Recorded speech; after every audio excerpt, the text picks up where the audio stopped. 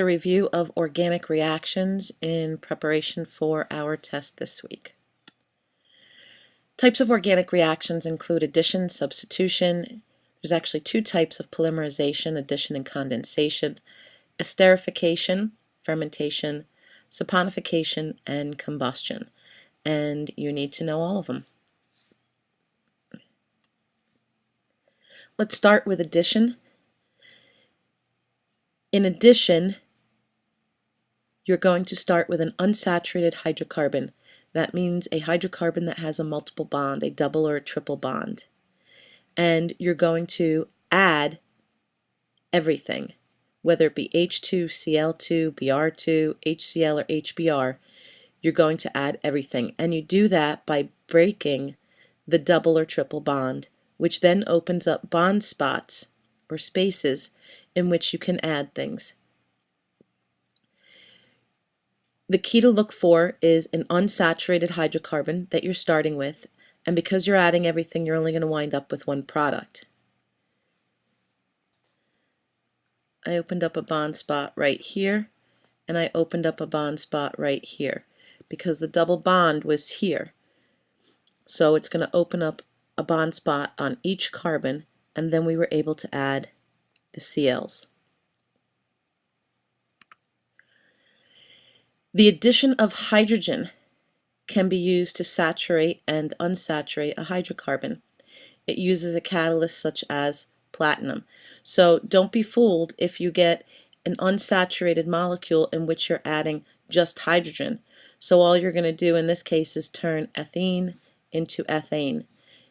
So as long as you're starting with something unsaturated, it doesn't matter what you're adding. You're going to open up that bond spot and then add everything that you have. Which formula correctly represents the product of an addition reaction between ethene and chlorine? Well, ethene, you know, is C2H4. So if I break that double bond, I'm adding everything, then this is just simply going to become C2H4Cl2.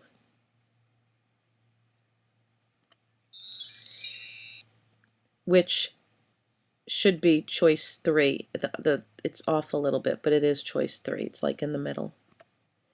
Substitution sounds exactly like the word. Substitute.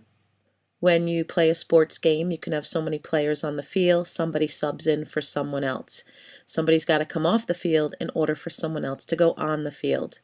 So it's the same thing here. In a substitution reaction, an H has to come off the saturated hydrocarbon in order to put something else on. The key to look for is you're starting with an alkane and you're going to form two products because you've got to take something off in order to get something else on. And this is usually done under ultraviolet light as a catalyst, but you don't have to know that. So it doesn't matter what H I remove, okay? I removed this one in this case. And that H came off and it combined with one of the Cl's to make HCl. So you're going to make HCl as one of your products. And then the other Cl went on the parent chain in the hydrogen's place. So here you formed chloroethane. You don't have to name the position here because either way, left to right, right to left, it's still on the number 1 carbon. Polymerization. Poly, the prefix poly means many. So polymerization is the process of taking many small molecules, so many small molecules, and joining a large molecule. I explained this in the video during the lesson, that this is like taking a paper clip, that's your monomer, and then joining a bunch of them together, and that becomes your polymer. So the monomer is the single small unit, and the polymer is the many monomers put together. There are natural polymers, which are protein, rubber, cellulose. Those are all good examples. And artificial polymers, ones that we have to manufacture, polyester, nylon, and styrofoam. And usually if they're asking about natural and artificial polymers, it's a multiple choice question. So which of the following is a natural polymer? So they'll stick one of the natural ones in with a bunch of artificials, or which one is an artificial polymer. The process of joining many small molecules into larger molecules is called, you guessed it, polymerization. Which type of reaction is represented by the equation below? Note n and little n are very large numbers. So here you can see that you've started with a unsaturated molecule. This is ethene, and you're taking some large amount of them, and you're going to break that double bond and put them together. Now specifically, this is called addition polymerization.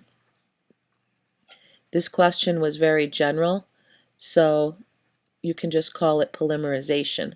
But remember that addition polymerization is when you take, just like in an addition reaction, you're starting with an unsaturated hydrocarbon, in this case ethene, breaking that double bond and then linking a bunch of them together. Esterification is probably one of the more difficult reactions to understand.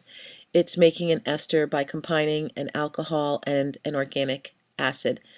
It's also a dehydration synthesis reaction because water is a product. So here we've taken ethanol and we're going to remove the H, and we have an acid. We have ethanoic acid, and they removed the OH from here. I usually show you by just removing the H from the acid and the OH from the alcohol. Either way, you're going to wind up with the same thing. I'm just following the example that they're using here.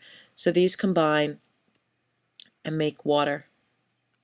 So what you're left with is, and they wrote this actually backwards. This is not a good example. The acid is usually drawn first. So you've got the acid part and you've got the alcohol part. So this is actually ethyl ethanoate.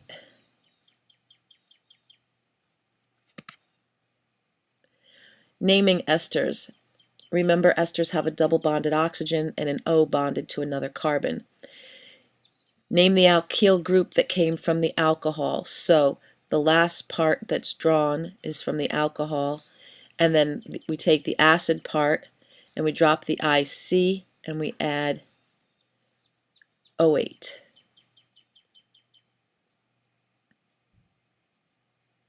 They forgot the O here. It's O8. So here we had propanoic acid and pentanol. So what happened here was, I'm going to do it the way that I taught you.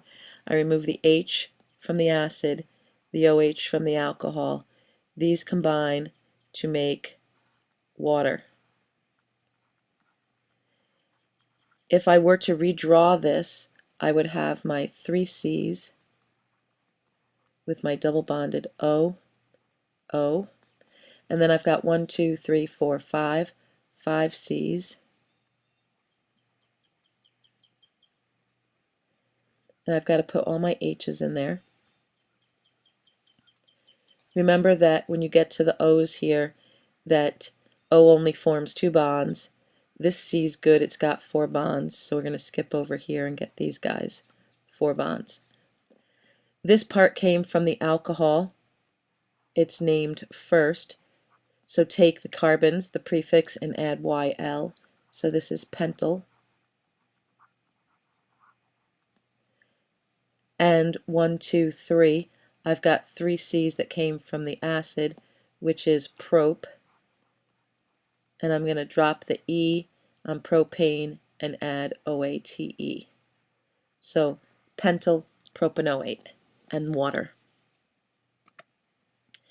Making an ester by removing water from an acid and an alcohol. And this is the one that I just did.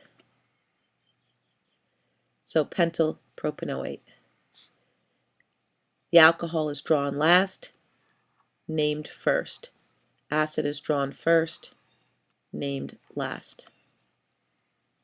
So if we were to name this ester, we have one C here. So that's the prefix meth. So this is going to be methyl. And then I have two C's here from my acid. So that's eth. Ethane, drop the E, add OATE. Methyl ethanoate. Determine which side was the alcohol and which side was the acid by drawing a line through the oxygen in the chain. The side with the double bond, O, was the acid. Well, we knew that this was from the acid. We said that.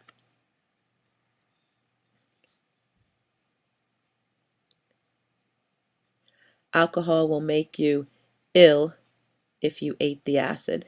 Kind of like a cute way to help you remember what endings go where.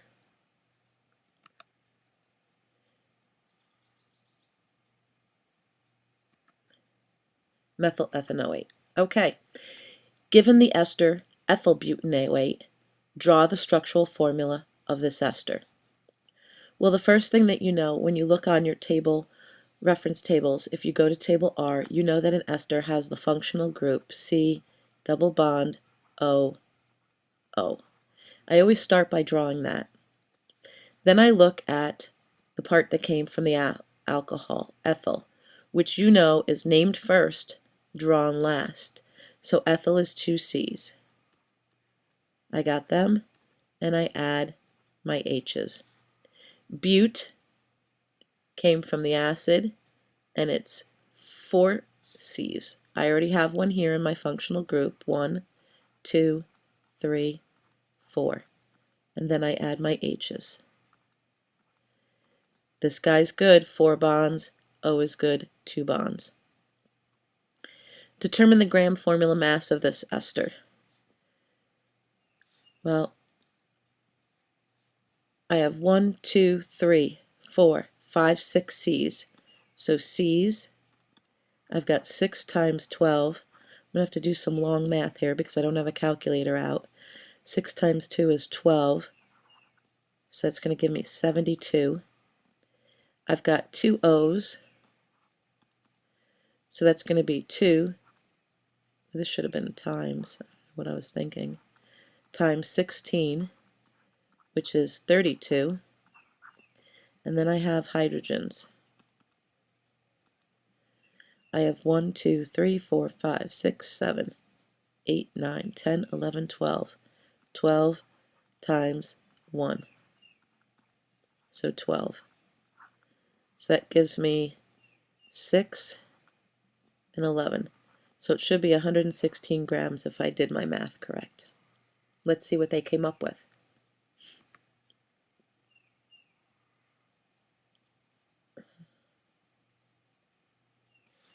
That's exactly what I came up with. 1, 2, 3, 4. 1, 2, 3, 4. And then 2. And then for the gram formula mass, 116, which is what I came up with. So we did okay. Even if you got the structure wrong, but you got the mass for the structure you drew, you would get 1 point. Amides are made by reacting an organic acid with ammonia or amine.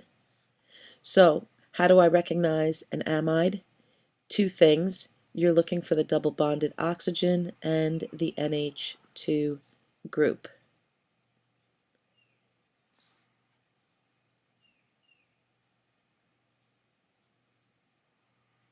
This is also an amide. You have a double bonded oxygen, but here you only have the NH because you have it in the middle of a chain. This is from ammonia, and this one is from the amine. So if I react an organic acid with ammonia, I will get this type of amide. If I react an organic acid with an amine, I will get this type of amide. How do I name amides? They have a double bonded oxygen and a nitrogen. You name the alkyl group that came from the amine and name the acid, but drop the OIC and replace it with amide. So here in this reaction, we had propanoic acid.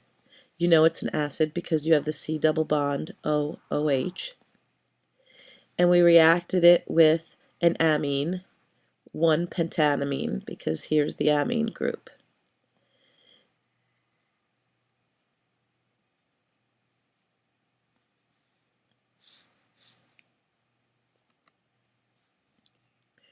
So we remove the water right here in the middle, and these two hook up, and you wind up with 1, 2, 3, 4, 5 pentyl propanamide. Now I don't think you're going to see one like this on the Regents. I haven't seen one like this in probably 8 years. Amino acids have both an amine group and an acid group. I covered this in the organic naming. You just have to recognize the COOH functional group. It's written backwards here. It's on the left side of the chain. And the amine group. So when you have an organic acid functional group and an amine group, you have an amino acid. Proteins are natural polymers of amino acids, and they are formed by removing water. So here you have a bunch of amino acids, you remove the water, and you can make a protein. Again, that's not something that I feel that you're going to see on the exam. Fermentation, however, is extremely important. It is the process by which we can produce alcohol and carbon dioxide by yeast acting on a sugar. So you have your sugar molecule and you have an enzyme which is called zymase. So anything that ends in ASE is an enzyme, and it works on the sugar and it creates ethanol, which is your drinking alcohol, and carbon dioxide. The alcohol can be used to make beer and wine, and the carbon dioxide can be used to make bread rise or make bubbles in beer and champagne. So they might give you part of this reaction and you may have to fill in the alcohol part, or you may have to fill in the carbon dioxide part, and then you may have to balance it. Saponification. You need to know that it is the reaction that makes soap. As I said in the lesson, if you put an O in here, the first part of the word spells soap. An animal fat in the presence of sodium hydroxide, you produce glycerol as a byproduct, and then you have soap. And I explained in the lesson that you have a polar end and a non-polar end. This over here would be your non-polar end.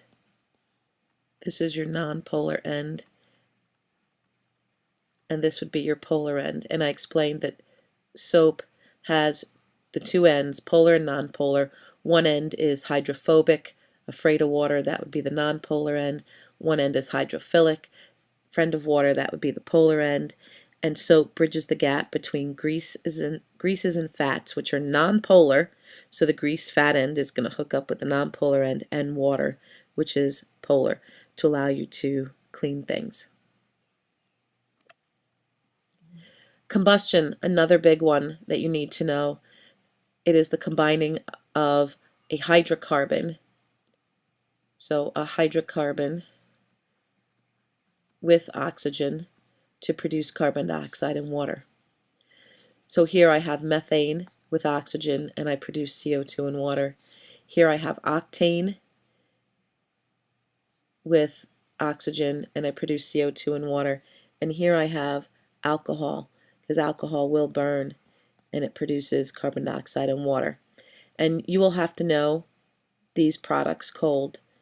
Okay, combustion is the burning of a hydrocarbon in the presence of oxygen to produce carbon dioxide and water, and you should know how to balance whatever equation you're given.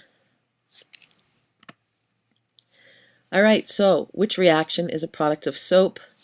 Hopefully you said saponification. And I guess that is it, as the PowerPoint just ended. There is a practice test on Castle Learning, so please make sure you take a look at that and finish the practice questions in the handout that I gave you that were not circled from the first test. Okay, have a good weekend.